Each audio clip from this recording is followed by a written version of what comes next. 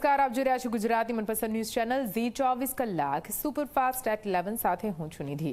શરૂઆત કરીએ સમાચારની। મહત્વપૂર્ણ સમાચાર સૌપ્રથમ જોઈશું। રાજકોટથી મોટા સમાચાર સામે આવી રહ્યા છે, જે રાજકોટ મહાનગરપાલિકા ગેરકાયદે બાંધકામ પર ફેરવશે બુલડોઝર। જી હા, અંબિકા ટાઉનશીપ વિસ્તારમાં દેશી દારૂના અડ્ડા પર જનતાએ રેડ કરી હતી। બુટલેગરના ગેરકાયદે બાંધકામ પર બુલડોઝર ફેરવવામાં આવશે। સ્થાનિકોએ દેશી દારૂના અડ્ડા પર જનતા રેડ કરી હતી, જે બાદ બુલડોઝર ફેરવવાનો નિર્ણય લેવામાં આવ્યો છે। જો કે જગ્યા ખોટી રીતે ખાલી કરાવવામાં આવી હોવાનો પણ દાવો કરવામાં આવી રહ્યો છે। સમાજના આગેવાનો આવતા ડિમોલેશનની કામગીરીમાં અવરોધ આવી રહ્યો છે। તો આપને જણાવી દઈએ, બુટલેગરના ગેરકાયદે બાંધકામ પર ડિમોલિશનની કામગીરી હાથ ધરવામાં આવી રહી છે। જો કે સમાજના કેટલાક આગેવાનો ત્યાં પહોંચ્યા છે, જેના કારણે થોડો ઘણો વિરોધ અને અવરોધ આ કામમાં ઊભો થઈ રહ્યો છે। આપને જણાવી દઈએ, દેશી દારૂના બુટલેગરના અડ્ડા પર જનતાએ રેડ પાડી હતી અને તે બાદ રાજકોટ મહાનગરપાલિકાએ નિર્ણય લીધો કે આ ગેરકાયદે બાંધકામ પર બુલડોઝર ફેરવવામાં આવશે।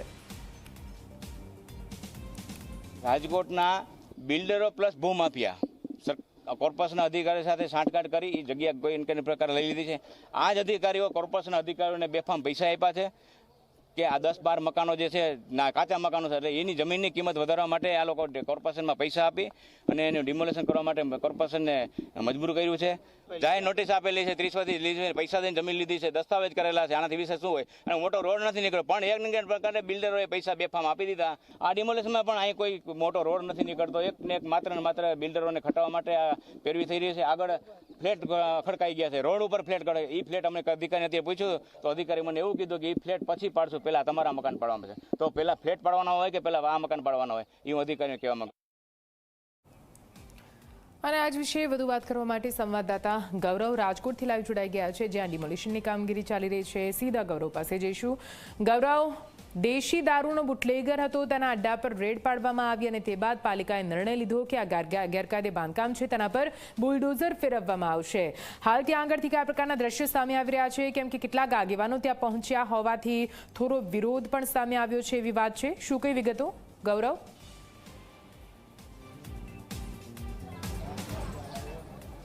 ચોક્કસ જ નિધિ, અંબિકા ટાઉનશીપ વિસ્તાર જે પોસ્ટ વિસ્તાર છે, એના પોસ્ટ વિસ્તારની અંદર થોડા સમય પહેલા જ જે દેશી દારૂના અડ્ડાઓ જે ચાલતા હતા તેના પર સ્થાનિક લોકો દ્વારા જનતા રેડ છે તે કરવામાં આવી હતી। આ તમામ એ જ જગ્યા છે કે ત્યાં ડિમોલેશનની નોટિસો છે તે આપવામાં આવી છે અને અત્યારે સવારે અંદાજિત 9 વાગ્યાથી જે કહી શકાય કે રાજકોટ મહાનગરપાલિકાના ટાઉન પ્લાનિંગ વિભાગ દ્વારા આ દબાણ હટાવવા માટે થઈને જેસીબી સહિતની જે તેમની સાધન સામગ્રીઓ છે તે લઈ અને તેઓ પહોંચી ચૂક્યા છે, પરંતુ ક્યાંક અનુસૂચિત જનજાતિના જે લોકો છે કે તેઓ મોટી સંખ્યાની અંદર આ વિસ્તારની અંદર હોવાથી સ્થાનિક આગેવાનો છે તે દોડી આવ્યા છે અને આ તરફના દ્રશ્યો મારા કેમેરા પર્સનને કહીશ કે બતાવવાનો પ્રયાસ કરશે, કારણ કે ઘર વખરીના સામાન છે તે અત્યારે ખાલી કરી દેવામાં આવ્યા છે।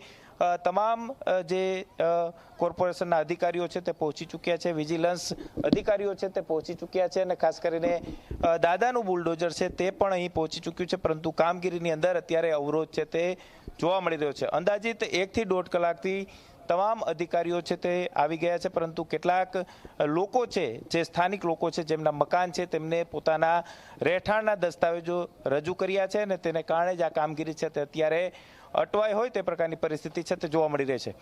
મ્યુનિસિપલ કમિશનરને પણ અધિકારીઓ દ્વારા ફોન છે તે કરવામાં આવ્યા છે। હવે કઈ રીતના નિર્ણય રાજકોટ મહાનગરપાલિકા લે છે તે જોવું સૌથી મહત્વનું રહેશે, પરંતુ અહીં પૂર્વ ધારાસભ્ય સિદ્ધાર્થ પરમાર છે કે તેઓ પણ અહીં પહોંચી ચૂક્યા છે અને આપણે તેમની સાથે પણ વાત કરવાનો પ્રયાસ કરીશું, કારણ કે ડિમોલેશનની કામગીરી અને ખાસ કરીને આ વિસ્તારની અંદર જે સ્થાનિક લોકો છે કે તેમને દેશી દારૂના જે અડ્ડાઓ ધમધમતા હતા તેના પર જનતા રેડ કરી હતી। મારી સાથે સિદ્ધાર્થભાઈ છે, તેમની સાથે વાત કરીશું। સિદ્ધાર્થભાઈ, ડિમોલેશન આપે અટકાવ્યું છે, શું હકીકત છે?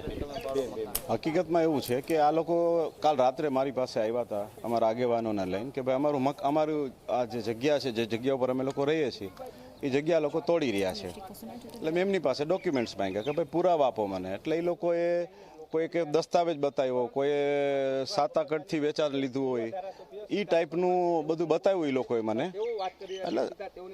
એટલે અત્યારે એકચ્યુઅલી એવું છે કે ભાઈ જે તમે આ મકાન તોડી રહ્યા છો એ એમ કહે છે કે ટીપીનો રોડ છે, તો ટીપી તો પછી અમલમાં આવી, ટીપી અમલમાં આવી એ પહેલાં એ લોકો રહે છે, હવે એની માલિકીના મકાન છે તો જનરલી આપણે ઘણા એવા પૈસાદાર લોકો રાજકોટમાં, હું ટીપીનો ચેરમેન હતો, મને ખબર કોર્પોરેશનમાં શું થયું છે અને શું થઈ રહ્યું છે.